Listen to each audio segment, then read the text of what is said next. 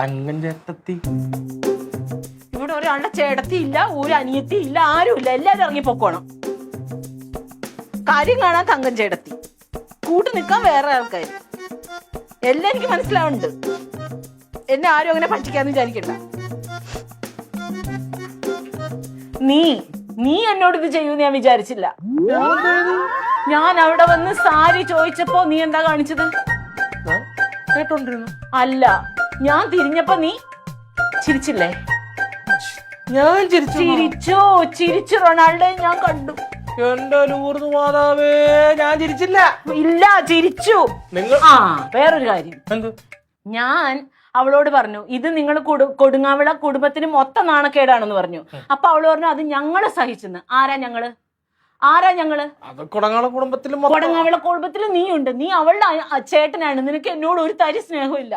ഉണ്ടായിരുന്നെങ്കിൽ അവിടെ വെച്ച് എനിക്കെതിരെ അല്ല അവക്കെതിരെ ശബ്ദം വന്നേനെ നിന്റെ. ഇല്ലേ? നീ ഒരു അക്ഷരം മിണ്ടി അവിടെ വെച്ച്. എന്നിട്ട് ഇപ്പൊ തങ്കം ചേട്ടത്തിനെ ചോദിച്ചു വന്നേക്കുന്നു. തങ്കം ചേട്ടത്തി ചത്ത്.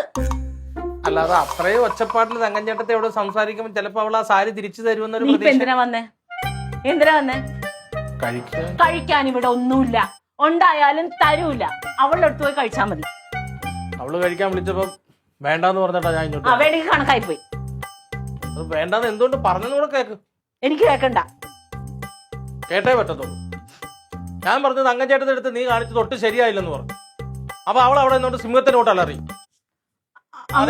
അങ്ങനെയൊന്നും നീ പറഞ്ഞിട്ടുണ്ടാവില്ല. ഞാൻ പറഞ്ഞിട്ട് തന്നെ ഇങ്ങോട്ട് വന്നത്. ഞാൻ പറഞ്ഞൊന്നുമില്ലെങ്കിൽ പ്രായത്തെ നോക്കണ്ടേ.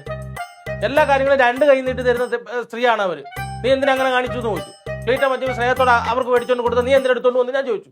അതിന് പെങ്ങളായാലും എന്റെ അമ്മയായാലും ആരാണ് ഞാൻ പറയുന്നത്.